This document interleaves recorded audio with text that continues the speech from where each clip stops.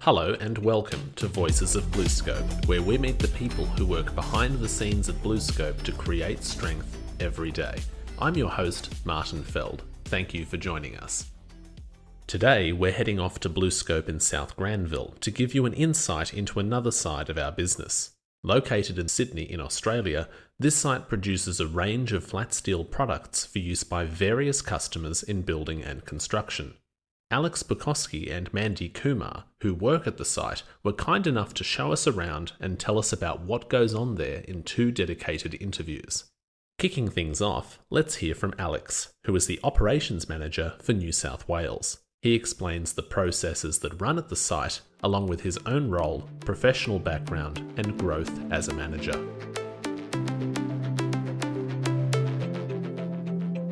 So we're standing here at the site for BlueScope at South Granville with Buckoski. Thanks so much for joining us today, Alex. I want to kick things off about this site, where this fits within the broader BlueScope. Can you tell us about where this fits? Flat Steel Product Granville South is a processing facility. We fit in the broader BlueScope supply chain, and we are the largest probably slitting and processing facility in Sydney. So we have a really good broad range of customers, and this is a really busy site in a position that we can easily deliver our products. So we support another 2 sites. They are based on Tomago and Albury, and giving our range of products puts us in a really good position. So we also store products from certain customers. They are not slit in this site, but we have this site as a store facility for certain customers as well. So when people arrive here, they're probably going to see a different kind of site or different layout from some of the other steel manufacturing areas around BlueScope. For people who can't be here with us today to see it with their own eyes, can you explain what you would see here? What kind of machinery or line people would be exposed to? Yes, we have a slitting machine, so it's not a new one, but it fits the purpose. It's a really robust machine, requires obviously a lot of attention in terms of maintaining and having parts. There is some limitation parts, and then we have a shear line. In particular, the shear line has not only the shearing capacity, but we also do some side trim. So we have another part of this equipment which is called slitter in this shear line. It does fit really well for certain applications. So we have customers like ducts and rim, and they really appreciate this capacity we have in this site. And then we, as I said, we have plates and sheets we store in this site. And we have a number of 37 people, including me, overseeing this operation, divided in 3 shifts. The night shift is just for us to cope with the extra demand and build up stocks when required. Now you're in a managerial role here. What can you explain about your own experience working in this site, and what are the daily responsibilities that you undertake? Yes, as I said, it's a really busy site, so it's a fast-paced environment, and there is a variety of demands for customer needs, dealing with some unforeseen situations like a feed didn't arrive, or we had the issue with the load and the raining. So it's extremely dynamic and requires a really good communication about the team members. So obviously for us to be able to do everything requires a lot of commitment from the people and engagement. So this is what I would say about this operational side. So in your position, you really need to be connecting with all the various team members and knowing what's going on all the time.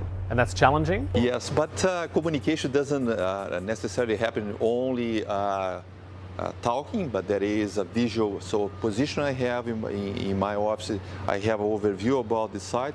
Meetings gives enough information for you to keep track along the day.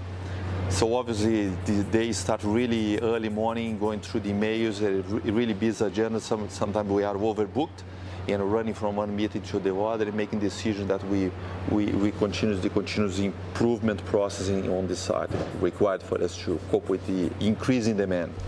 And personally, have you always worked in manufacturing or similar industries? What's your history? I have been working in industries, so like operator or engineer, and later on as a manager for 40 years so far. I did work in a number of industries, so including gas, chemicals, petrochemicals. So it still has been in my life for probably 80 years dealing with the BlueScope. And I tried to stop to enjoy a little bit of life and realize that I was my entire life doing what I do, and I believe that I do well, and I like what I do. And the passion, motivation I have to keep running it's what makes me happy. So this is where I stand at the moment. Well, we really appreciate the time that you've spent with us today, Alex. Thank you for the comprehensive explanation of the site.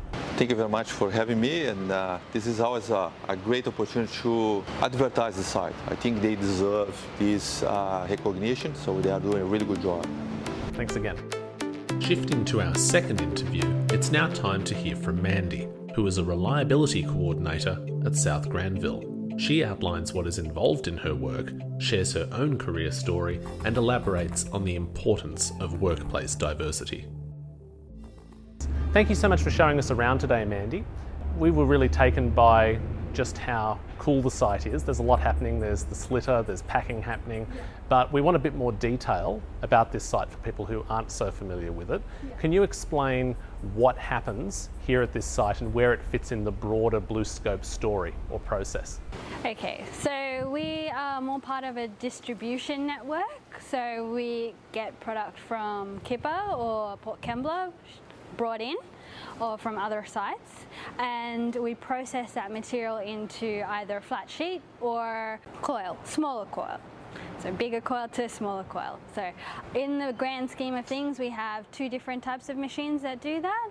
We have the slitting line, which will slit the larger coil into smaller coils, and then we'll distribute that down into the packing line, which packs it according to our customers' specifications.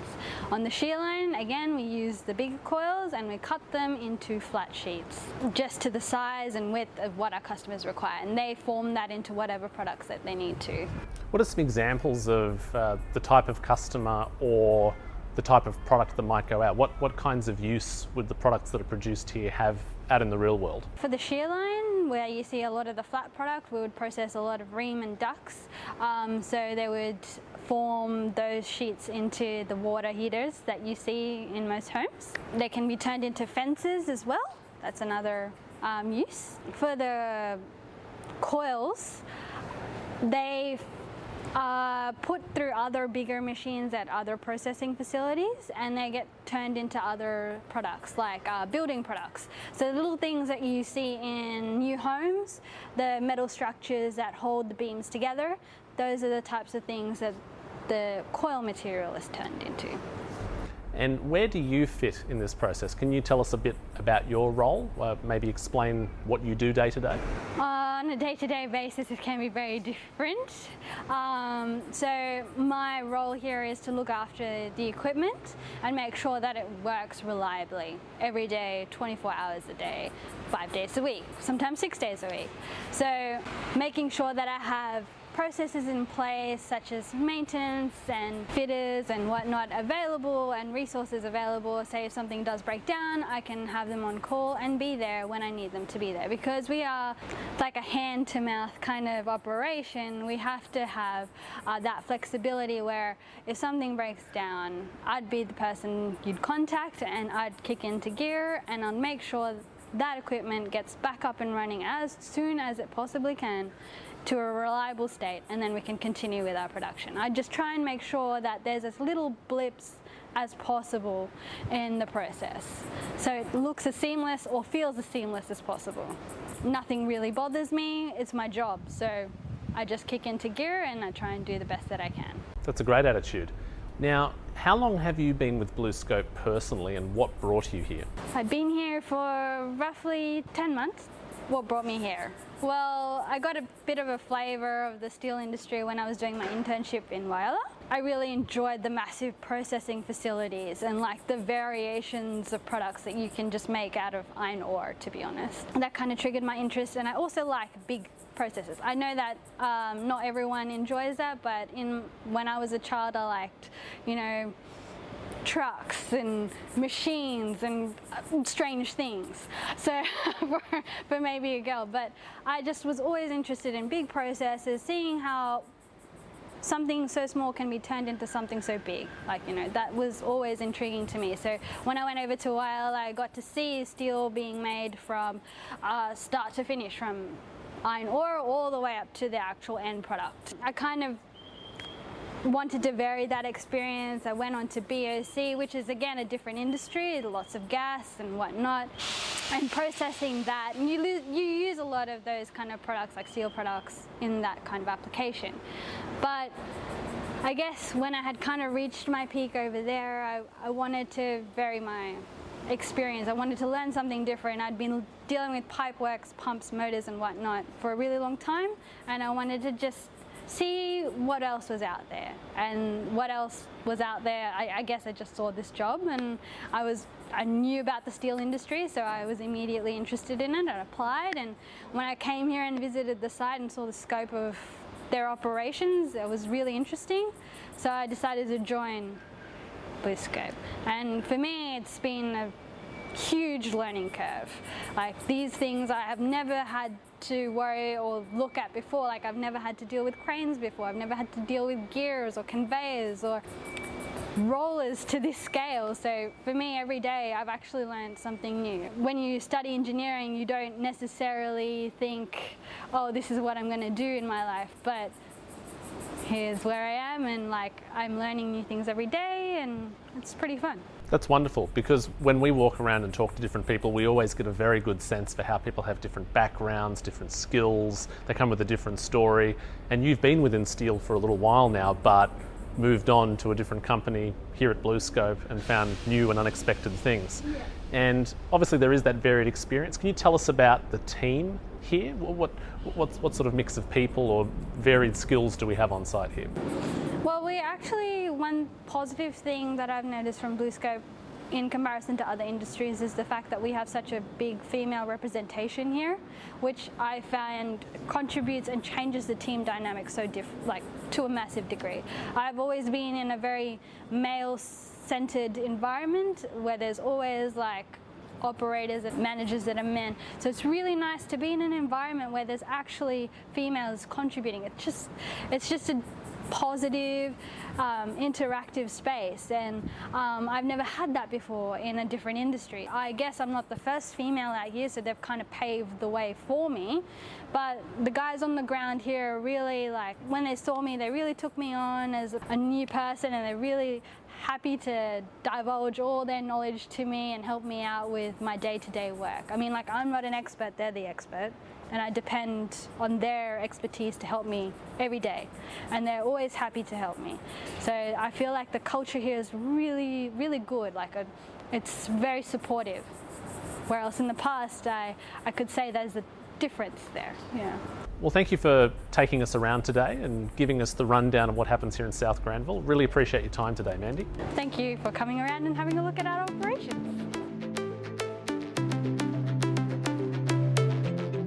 That brings this episode to a close. We thank Alex and Mandi for sharing their insights and personal experiences. Visit the show notes for links to further content, such as a dedicated Focus On clip about this site. For other news and updates, go to bluescope.com, visit BlueScope on LinkedIn, or follow @BlueScope on Twitter. Thank you for listening to Voices of BlueScope. Until next time.